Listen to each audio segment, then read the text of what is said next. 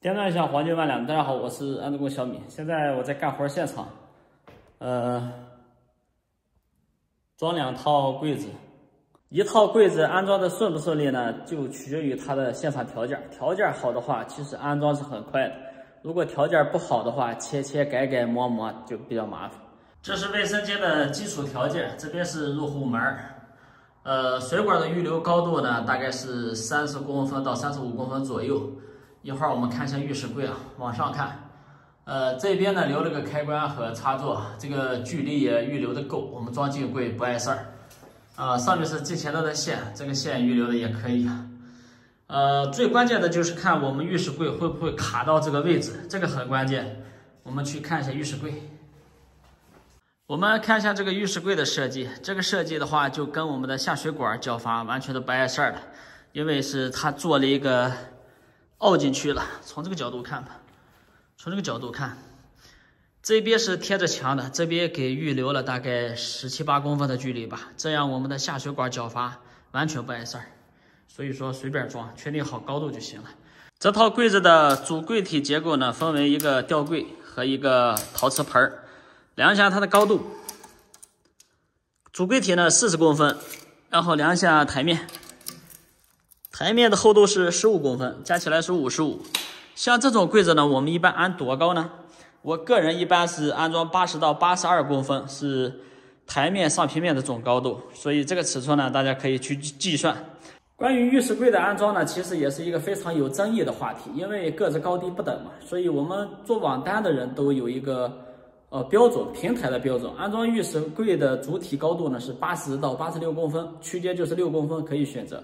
实际我们在现场安装，如果客户有特殊要求的话，可以根据客户的要求去装70，哪怕装1米，这个都可以。我们在安装的时候呢，要确定客户家是上周水还是下周水，其实也有几个方法可以判断。像这种，我们刚刚把这个拧松了一点，这个水不断的在流，但是总阀门已经关了，这种情况一般是上周水。但是我们还要确定一下，我们把这个拆了，让它的水排完，然后我们可以去看一些，或者是用手摸一下它水管的走向，这个很明显是上周水，而且只有上周水它才会有这么多水哗哗哗流出来。那么接下来呢，我们要确定浴室柜主体的安装高度了。总高度呢，我选择安装82公分。82公分呢，减掉台面的15公分，是多少吧？67。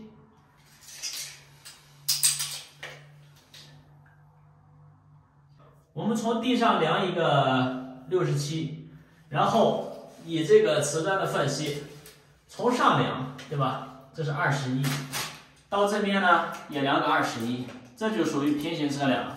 这两个尺寸是一样的。如果是从地上量的话，那就错了，因为地它是有坡度的。安装这种吊柜，我们最简单有效的方法呢，其实就是抓起来，用膝盖一托。刚才我们不是标记线已经画出来了吗？对好我们的标记线，调整好，这2个手随时可以放手的，对吧？然后把这个标记孔画出来就可以了。这么小的柜子其实也不需要什么东西给我们做依托，没必要。打孔之前呢，我们要确认一下横平竖直，没有水管电线，这就可以了。包括这边也是做个检查。打孔3节课，葱姜料酒不对，电钻钻头加水。玻璃钻头呢，先斜角度定位，切开一个口以后，我们可以加水，同时把它扶正。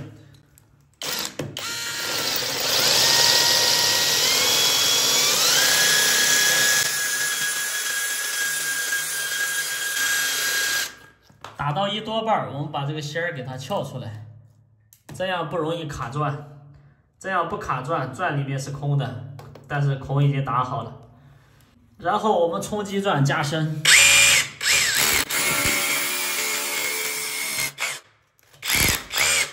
打到我们标记的深度。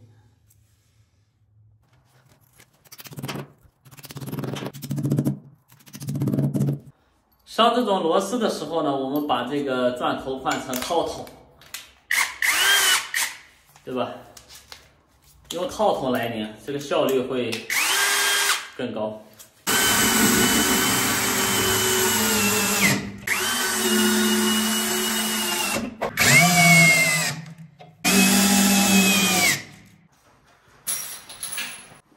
台面的话，我们直接上就可以了。这就是这个柜体的安装高度，刚好在我这个位置。斜脸的话，差不多就是这样，尺寸刚刚好。外面的世界是多么的寒冷。由于视频长度的原因呢，我们这一期讲柜体，下一期讲金柜。